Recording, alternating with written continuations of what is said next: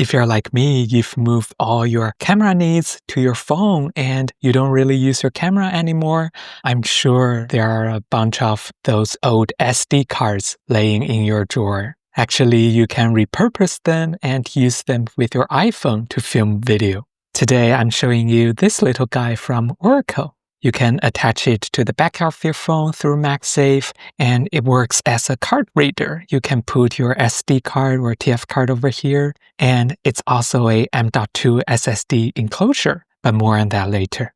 To use it, I just connect it to my phone. It has a 10 gigabits per second transfer speed. And here, there's another USB-C port that supports 100-watt power delivery, so I can charge my phone while using it. But this USB-C port is for power only. You cannot use it for other accessories like microphone or something like that. Now I can just put in my old SD card. It's kind of interesting. If I go to my Files app, look, my SD card is already here. It's from my old Canon camera. If I go inside, I'm sure I can see some random old footage over here.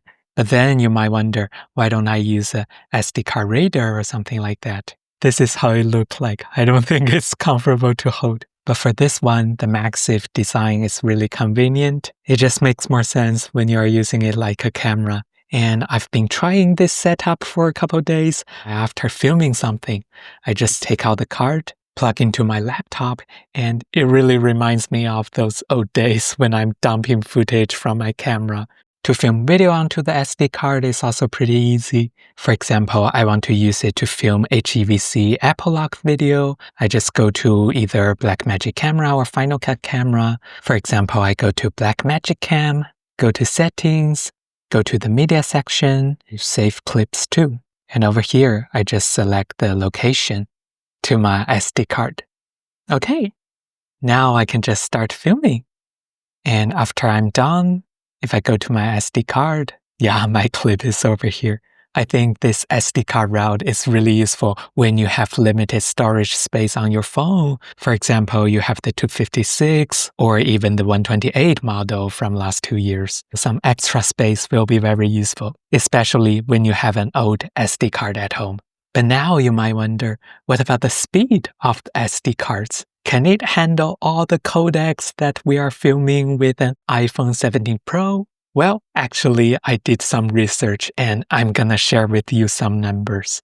This SD card of mine is a V30 card, so that's kind of the entry level of recording 4K videos. And the rated speed over here is 170 megabytes per second. And I just want to mention, don't rely on the numbers on your SD card. They are always the highest read speed. When talking about filming videos, we always need to make sure the write speed is enough. So if I go to the SanDisk website and look at the tech specs of my card, the sequential write speed is only at 90 megabytes per second. Let's remember this because this number will be very important. But in short word, I would say if you have a relatively modern SD card that you used to use it on your camera to film videos, just like this one, most likely you'll be able to film all different kinds of HEVC video onto the SD card. For example, let me go to my Blackmagic Camera app. So now I'm filming in 24 FPS, and if I go to my codec, HEVC, even I'm filming in max, it's only at 54 megabits per second. If we convert this to megabytes per second, it's only at 6.75 megabytes per second. And even when we are filming 4K 60 or 4K 120, it's only at 81 megabits per second. It's a little bit more than 10 megabytes per second. So a 90 megabytes per second sequential write speed of my SD card is pretty enough for all the HEVC over here. I also did a bunch of tests and I have no issue at all filming 4K 120 for a long period of time onto my SD card.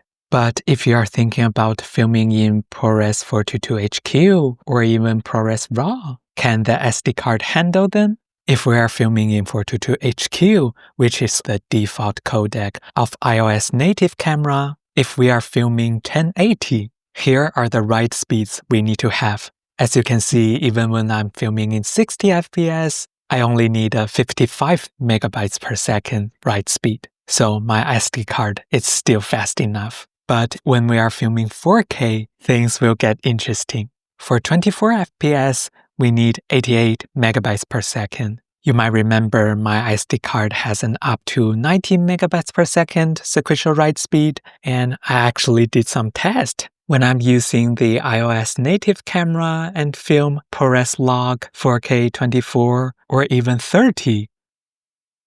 It seems like I have no issue at all filming the video onto my SD card. It did take a little bit to save the file after I hit stop. But if I open the file on my computer and check the file, I will notice in the middle of the video or towards the end, I can see some drop frames happening. And if I use Blackmagic camera app to film ProRes HQ 24 or 30, I could start recording, but after around 1 minute, I'm gonna get the error message and the recording stopped. For ProRes recording, we definitely need to make sure our external storage is fast enough. Just for curiosity, I also tried 60 FPS and 120 FPS on my SD card. And of course, in the native camera app, I'm getting this alert after I hit stop recording. And in Blackmagic camera app, I got error message after 3 seconds.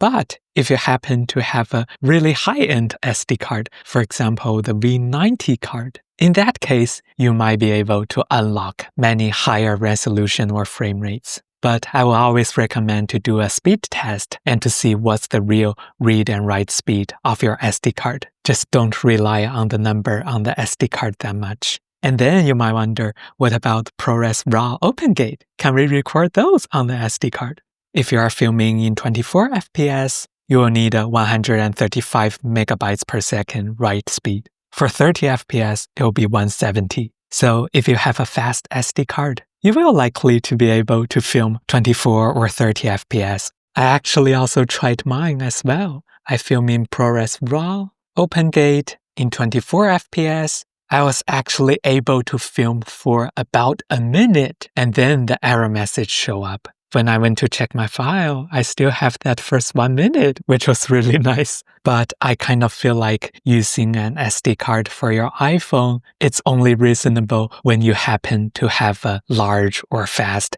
SD card at home. If you are thinking about getting something new for iPhone filmmaking, I think it's still a better choice to get an SSD because you're gonna get a lot faster transfer speed and the performance is a lot more stable. Also, for fast SD card, they are actually pretty expensive compared with SSD.